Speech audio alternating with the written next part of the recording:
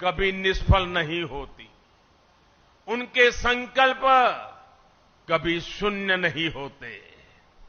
इन्हीं संकल्पों का परिणाम है कि आज हमारा भारत सफलता के नित्य नए आयाम स्थापित कर रहा है।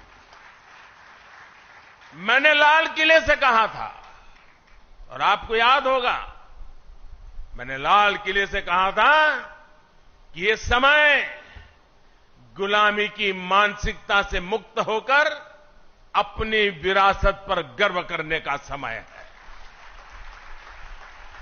और इसलिए शुरुआत में भी मैंने कहा, आज देश विकास और विरासत दोनों को साथ लेकर चल रहा है।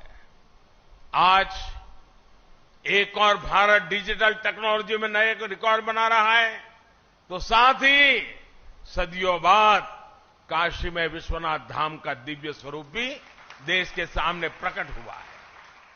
आज हम वर्ल्ड क्लास इंफ्रास्ट्रक्चर बना रहे हैं, तो साथ ही केदारनाथ और महाकाल महालोक जैसे तीर्थों की भव्यता के साक्षी भी बन रहे हैं। सदियों बाद अयोध्या में भव्य राम मंदिर का सपना, हमारा सपना पूरा होने जा रहा है।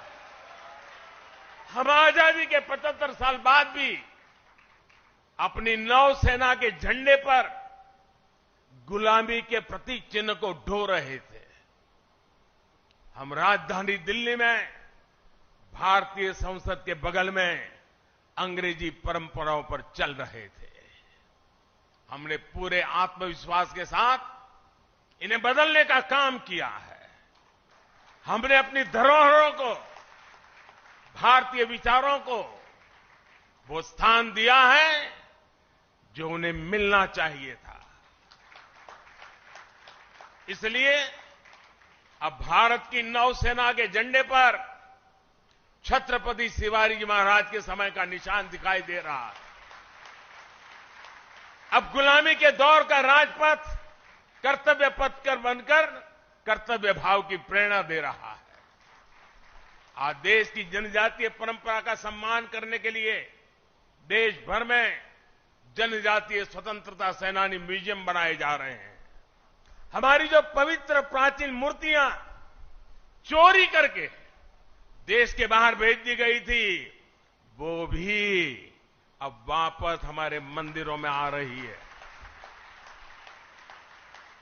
जिस विकसित और आध्यात्मिक भारत का विचार हमारे मनीषियों ने हमें दिया है, आज हम उसे सार्थक होता हुआ देख रहे हैं। मुझे विश्वास है हमारे संतों, ऋषियों, मुनियों, उनकी आध्यात्मिक साधना भारत के सर्वांगीण विकास को ऐसे ही ऊर्जा देती रहेगी। हम एक नए भारत का निर्माण करेंगे और विश्व कल्याण की अपनी भावना को सफल बनाएंगे। साथियों, संतों की तपस्या कभी निष्फल नहीं होती।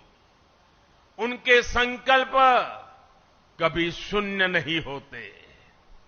इन्हीं संकल्पों का परिणाम है कि आज हमारा भारत सफलता के नित्य नए आयाम स्थापित कर रहा है। मैंने लाल किले से कहा था, और आपको याद होगा, मैंने लाल